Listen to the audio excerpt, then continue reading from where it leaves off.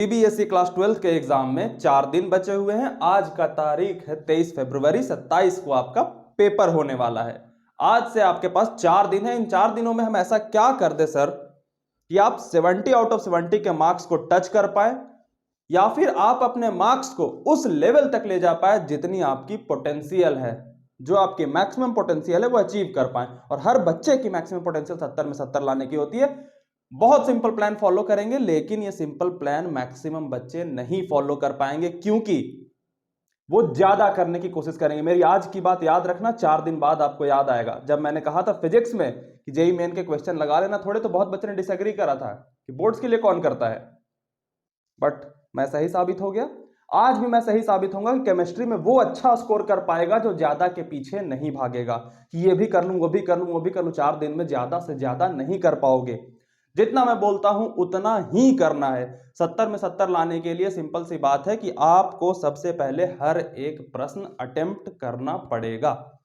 और जब हर एक प्रश्न को हमें अटेम्प्ट करना है तो हमें हर एक चैप्टर को इन 4 दिनों के भीतर अपनी आंखों से गुजार लेना है। उसके ऊपर बेसिक क्वेश्चन प्रैक्टिस लगा लेने हैं कि कोई भी क्वेश्चन आवे, भले ही उसका हम एग्जैक्ट आंसर ना जानते हो, लेकिन उस क्वेश्चन में कुछ ऐसे टर्म्स है जो हम जानते हैं, तो उसके अकॉर्डिंग हम कुछ तो उसमें लिख पाएंगे जिसमें एग्जामिनर को हम कॉपी चेक करने का मौका दे पाएंगे।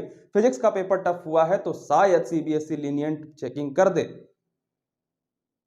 तो केमिस्ट्री के पेपर में अगर आप पेपर को पूरे भर देते हो तो 70 में 70 आने की प्रोबेबिलिटी आपकी बन जाती है। आपको बस पूरे का पूरा चैप्टर इन 4 दिनों के भीतर अपनी आंखों के सामने से गुजार लेना है, और बहुत अच्छे से प्रॉपर तरीके से गुजर जाएंगे। 10 ही तो चैप्टर है तुम्हारे। जेई वाले सोचो ना कितने कितने पढ़ते हैं। तो स्टार्ट करते हैं। बड़ी सिंपल सी चीज है। आपको सबसे पहले स्टार्ट करना है 23 फरवरी आज से। आज आपको सुबह की वीडियो मिल चुकी होगी है। आज से स्टार्ट करना है। पहले दिन आपको फिजिकल केमिस्ट्री को देना है।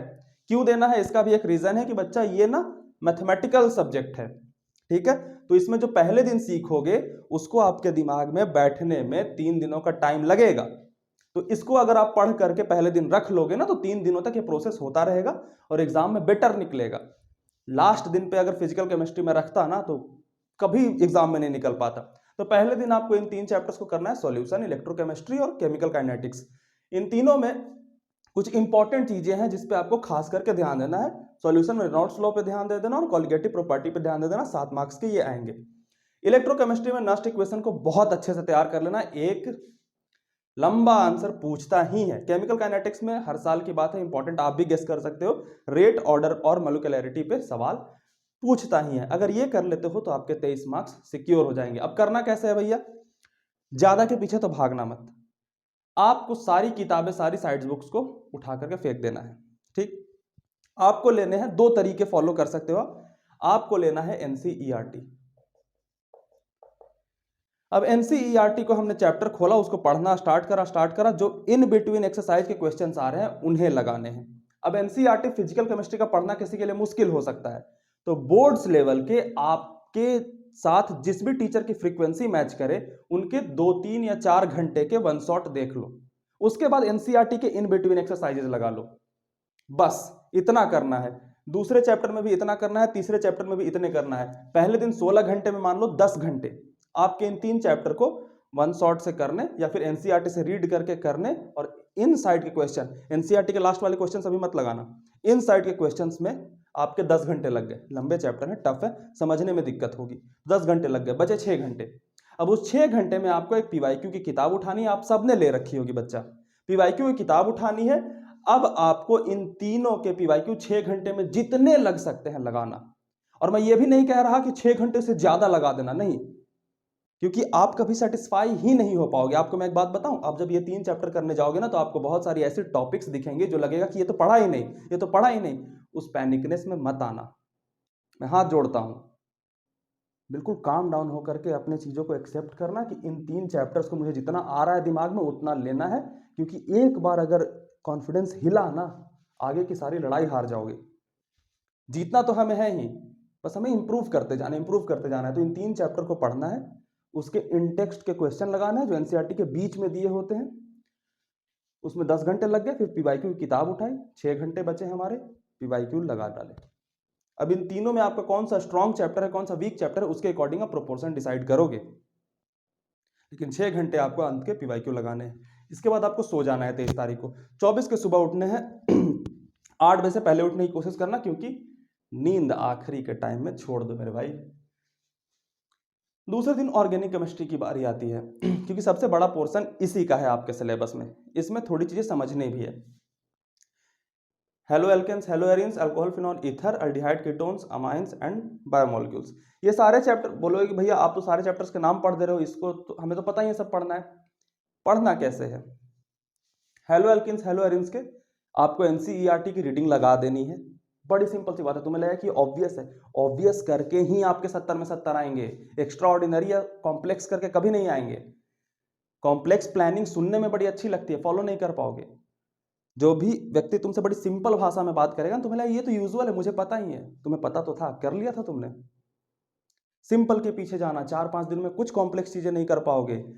ये आपके 5 ऑर्गेनिक का चैप्टर है। आपको एनसीईआरटी की किताब उठानी है, उसमें पढ़ना है। कैसे पढ़ना है मैं बताता हूँ। हेलो एल्किन्स, हेलो एल्किन को पूरा रीडिंग देना है। बस न्यूक्लियोफिलिक सब्स्टिट्यूशन रिएक्शन को बड़े ध्यान से पढ़ लेना है। ऑब्जेक्टिव में आपके इससे आते हैं। अल्कोहल, फिनॉल, ईथर को पढ़ना है, लेकिन इसका रिएक्शन मैकेनिज्म पे ज्यादा ध्यान देना है, क्योंकि ये आपको लॉन्ग क्वेश्चन में पूछे जाएंगे इसका मैकेनिज्म के साथ। तो ये एक चैप्टर इंपॉर्टेंट हो जाता है, इसके रिएक्शन मैकेनिज्म पूछे जाते हैं। अल्डिहाइड, कीटोन, कार्बोक्सिलिक एसिड को भी एनसीईआरटी से ही पढ़ना है, लेकिन इसमें ध्यान क्या देना है? इंपॉर्टेंट कन्वर्जन पे, यानी कि एक दे रखा है उससे डायरेक्ट आपको कन्वर्जन बिना मैकेनिज्म के पूछा जाएगा जनरली इस चैप्टर से। अमाइंस का हॉफमैन ब्रोमाइड जरूर पढ़ लेना। बायोमोलिक्यूल्स तो आपको पता ही है, थ्योरेटिकल है, पूरे के पूरे आपको पढ़ने पड़ेंगे। तो इसको आपको 16 घंटे में करना है, बड़ी तेजी के साथ करना है। सुबह उठना, 1 मिनट भी तुम्हारा वेस्ट नहीं होना चाहिए। एनसीईआरटी का पूरा ऑर्गेनिक तुम 1 दिन में पढ़ोगे। और तुम्हें लगता हो कि भैया इतने सारे कैसे करूंगा, मैंने तो अभी तक कुछ पढ़ाई नहीं की। नहीं बच्चा, तुम्हारे अंदर कैपेबिलिटी है। तुम सुबह उठ करके 16 घंटे एकदम लगातार बैठ के तो देखो, नहीं मरोगे। मैं कह रहा हूं ना, जिंदा रहोगे, मेरी गारंटी है। लेकिन जो ये सुकून मिलेगा ना, ये तो इस पेपर के बाद तुम्हें मैथमेटिक्स में भी जान डालने में मदद करेगा। ये बस दूसरा दिन निकाल लेना, क्योंकि मैं इसको लास्ट दिन देता ना तो इतनी ज्यादा मेहनत करके फिर तुम एग्जाम के दिन थके रहते, इसलिए मैंने दूसरा दिन इसको ऑर्गेनिक को दिया। तीसरे दिन कोऑर्डिनेशन कंपाउंड। इसमें लिगेंड्स के आपको सारे नाम याद होने चाहिए। एनसीईआरटी बस D and F block element के मैग्नेटिक प्रॉपर्टीज आपको सारे याद होने चाहिए। क्या मेरी बात इतनी क्लियर हुई? इसमें क्वेश्चंस कहाँ करना है? हाँ मैं बता देता हूँ। ऑर्गेनिक के क्वेश्चंस, ऑर्गेनिक के आपको एनसीईआरटी के बैक एक्सरसाइजेज भी करने हैं, क्योंकि ये बड़ा आसान सा होता है बैक एक्सरसाइज में देखना कि अच्छा ऐसे ऐसे कन्वर्जन हो रहा है। आप रफ में भी कर सकते हो, इसकी तरह नहीं होता कि मैथमेटिकल कैलकुलेशन में टाइम ले रहा है। तो इसको करना है बैक एक्सरसाइजेज के साथ।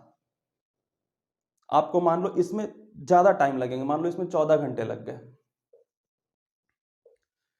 तो ठीक है भाई, अब मैं इतना ही कर सकता था तो किया मैंने 14 घंटे में। 2 घंटे में और क्वेश्चन प्रैक्टिस करने की कोशिश करेंगे। मान लो आपने पीवाईक्यू की बुक उठाई, 2 घंटे में जितना हुआ उतना कर लिया।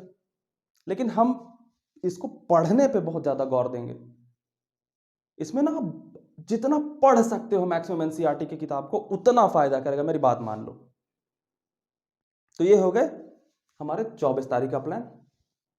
इस दिन आते हैं हमारे coordination compound and DNF block elements. अब इस दिन क्या करना है? ये दोनों आपके बड़े तेजी से कवर हो जाएंगे, ठीक है। ये दोनों आपको कोऑर्डिनेशन कंपाउंड और डीएनएफ ब्लॉक करने में। अच्छा, वन शॉट के बारे में मैंने इसमें बताया है। इसमें मैं जनरली रिकमेंड नहीं कर रहा हूं वन शॉट्स।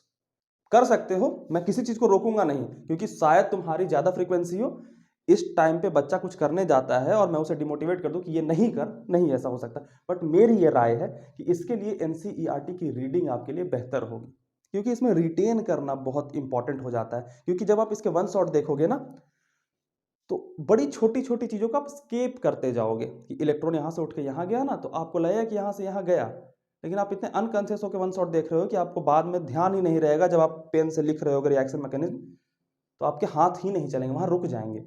तो इसलिए यहाँ पे एनसीईआरटी पढ़ना, पेपर पे लिख लिख के कोशिश करना। समझ गए मेरी बात? इसमें कैसे करना है? ये 2 चैप्टर है, ठीक है, बड़े सुंदर से चैप्टर है। इनऑर्गेनिक के लिए तो एनसीईआरटी ही माई बाप कहा जाता है।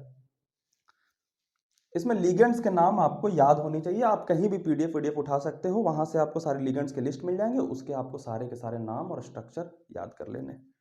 डी एंड एफ ब्लॉक पूरा का पूरा चैप्टर एनसीईआरटी से पढ़ लेना है, गौर करना मैग्नेटिक प्रॉपर्टीज पर उसके, ठीक है। इसमें आपको 8 घंटे ही लगेंगे बच्चा, दोनों चैप्टर करने में आपको 8 घंटे लगेंगे और 14 मार्क्स सिक्योर करा जाएंगे। इसके बाद आपके 8 घंटे बच रहे हैं। अब इस 8 घंटे में आपको क्या करना है ना बच्चा, कि आपने 1 2 3 तीनों दिन जो पढ़े हैं ना उसको फटाफट फटाफट फटाफट रिवाइज करने की कोशिश करनी है, रिकॉल करने की कोशिश करनी है। और कैसे रिकॉल करेंगे, पीवाईक्यूज हम लगाएंगे, मैक्सिमम पीवाईक्यूज लगाएंगे इस 8 घंटे में। मैं कोई लिमिट नहीं लगा रहा कि तुम कितने लगा सकते हो, किस चैप्टर से कहां से कितने लगाओगे। हम पीवाईक्यू की किताब उठाएंगे, लगाना स्टार्ट करेंगे। बहुत सारे बच्चों को लग रहा है कि भैया फिजिक्स में तो पीवाईक्यू वाली चीज फेल कर गई, लेकिन इसका मतलब ये नहीं है कि हम केमिस्ट्री के जो जनरल ट्रेंड है उसको अनफॉलो कर दे, क्योंकि आप नया क्या कर लोगे 4 दिनों में, है ना। हम जो सबसे सिक्योर रास्ता है वो करेंगे। आपके दिमाग में 1000 डाउट्स आएंगे और वो डाउट्स ना आपको आगे नहीं बढ़ने देंगे। अभी ही मेरी स्ट्रेटेजी वीडियो को देखते हुए आप 50 जगह डिसएग्री कर चुके होगे, उससे कोई फायदा नहीं होगा। तुम 500 स्ट्रेटेजीज देख लो, 4 दिन में कुछ फायदा नहीं होगा। तुम्हें करना होगा और तुम ये 4 दिन ना तुम जो भी करोगे वो बेहतर होगा, मेरी बात मान लो, हिम्मत नहीं हारना। इन 4 दिनों में ना तुम 4 जन्मों के बराबर जीवन जियोगे। हर 2 घंटे में तुम मरोगे, हर 2 घंटे में तुम्हारा पुनर्जन्म होगा कि नहीं मैं कर लूंगा, हर 2 घंटे फिर लगेगा कि नहीं हो रहा, फिर 2 घंटे में लगेगा। मैंने तुम्हें ऐसे प्लान बता दिए हैं, तुम्हें भागना है ऐसे। हो सकता है पहले दिन तुम्हारा इन 3 में ही इतना टाइम लग जाए कि भैया नहीं हो पाया, फिर भी कुछ याद नहीं है। अगले दिन उठोगे तो कहोगे कि कल जो पढ़ा था वो तो याद ही नहीं रहा, तो मतलब आगे वाले भी नहीं याद होंगे। नहीं बच्चा, तुम्हें पढ़ लिया, तुम ये प्लान फॉलो कर लिया, तुम्हें टिक लगा देना है कि मुझे ये हो गया है। दिमाग कुछ भी कहे तुम्हारा हो गया है, फिर अगले दिन पूरा करना है, टिक लगा देना है कि मेरा दिमाग कुछ भी कहे मेरा हो गया है, क्योंकि एग्जाम में आपका निकल जाएगा, मेरी बात मान लो। तो इसको 8 घंटे करें, 8 घंटे के पीवाईक्यूज कर दिए। ये 3 चैप्टर आपके 70 में 70 के लिए 3 दिन के भीतर ही, अभी हमारे पास 1 दिन एक्स्ट्रा बचा हुआ है, इन 3 दिन में ही तुम्हारी जान लग चुकी है। 48 आवर्स की स्टडी है 3 दिनों के भीतर मात्र। आखिरी दिन क्या करना है भैया, 26 तारीख को और 27 के सुबह तक हमारे पास टाइम होगा। 26 को क्या करना है भैया, 25 तारीख के रात के 10 बजे इसी चैनल पे मिलेंगे। और जो बातें बताऊंगा 26 को करने के लिए, उसे पूरे दिन लगा करके तुम्हें करना पड़ेगा, क्योंकि ये आखिरी दिन की लड़ाई होगी जो तुम्हारा 70 में 70 फिक्स करेगी। दिमाग से अपने सारे नेगेटिविटी निकाल देना। तुम में से कोई बच्चा लूजर नहीं है, तुम में से कोई बच्चा नहीं हार सकता। तुम यहां आ गए हो ना, शायद मेरे चेहरे को तुम अगर पहली बार देख रहे हो, मेरी सिर्फ एक ही एसेट है अपने बच्चों के सामने, वो है मेरी क्रेडिबिलिटी। मेरे मुंह से जो भी बात निकलती है वो बच्चे को ये विश्वास दिलाती है कि हाँ भैया ने बोला है तो सही बोला होगा। एटलीस्ट उनकी ईमानदारी के हिसाब से वो उन्हें बहुत कन्विंसिंग लग रहा होगा, तभी उन्होंने कहा है। और मैं जब ये कह रहा हूं कि तुम में से हर बच्चा कर सकता है, मतलब हर एक बच्चा कर सकता है। तुम जो मेरे स्क्रीन को अपने सीने के सामने लगा करके मुझे वक्त दे रहे हो, मैं तुम्हारा वक्त बर्बाद नहीं होने दूंगा, ज्यादा टाइम नहीं लूंगा। अभी से फोन बंद करो, जब भी स्टार्ट करा। हो सकता है 23 तारीख को तुमने शाम को ये वीडियो देखी होगी, कोई बात नहीं, पूरी रात जग जाओ तब से कर लो। तुम फिजिक्स के पेपर दे के आ रहे होगे, कुछ तो स्ट्रेटेजी शुरू की होगी ना, वो कर लिया होगा आज तक, ठीक है। जब से शुरू करा है उस दिन से करो। मान लो 24 के शुरू में देख रहे हो, 24 वाली स्ट्रेटेजी फॉलो कर लो। 24 को ऑर्गेनिक कर लेना, 25 को ये कर लेना, 26 को ये कर लेना। तुमने 23 को कुछ तो करा होगा ना, मान लो 23 को तुमने ऑर्गेनिक कर लिया होगा, ठीक है। करना नहीं चाहिए था क्योंकि एक ऑर्डर का भी रीजन है, पर तुमने 23 को ऑर्गेनिक कर लिया, तो पक्का 24 को फिजिकल केमिस्ट्री डाल दो, हो जाएगा। उन सब के चक्कर में मत पड़ना कि पेपर लीक वीक, कुछ नहीं हो सकता लीक वीक पेपर। 12th है ये, 10वीं की एग्जाम नहीं है बच्चों वाली। जितना मैक्सिमम कवर करोगे उतना मैक्सिमम फायदा होगा, और तुम्हारा 70 में 70 10 बजे 25 तारीख को पक्का करके जाऊंगा। अभी से स्टार्ट करो, जहां भी जिस भी पॉइंट पे खड़े हो आगे बढ़ना चालू करो। लास्ट पॉइंट ये कहूंगा कि कोई भी तुम्हारी चैप्टर बिल्कुल नहीं पढ़ा होगा कि भैया इलेक्ट्रोकेमिस्ट्री बिल्कुल नहीं पढ़ा था, तो उसमें तुम जब पढ़ने जाओगे तुम्हें लगेगा कुछ समझ ही नहीं आ रहा, कोई बात नहीं, फॉर्मूले जितने रट सकते हो रटना। तुम्हें इन 4 दिनों में उस बात के लिए कंफर्टेबल होना होगा कि बहुत सारी चीजें मुझे नहीं आएंगी, ये फिक्स है। अगर तुम्हारी तैयारी अच्छी नहीं है तो, तैयारी अच्छी है तो रिवीजन में तो सारा सॉलिड हो जाएगा, लेकिन तैयारी अच्छी नहीं है तो ये फिक्स है कि तुम्हें बहुत सारी चीजें नहीं समझ आएंगी। उसके साथ कंफर्टेबल होना होगा, तभी आगे बढ़ोगे, नहीं तो पकड़ के बैठ के रोते फिरोगे। तो जो जो बताया 23, 24, 25 को वो करो, 25 को 10 बजे रात को मिलते हैं। बाय।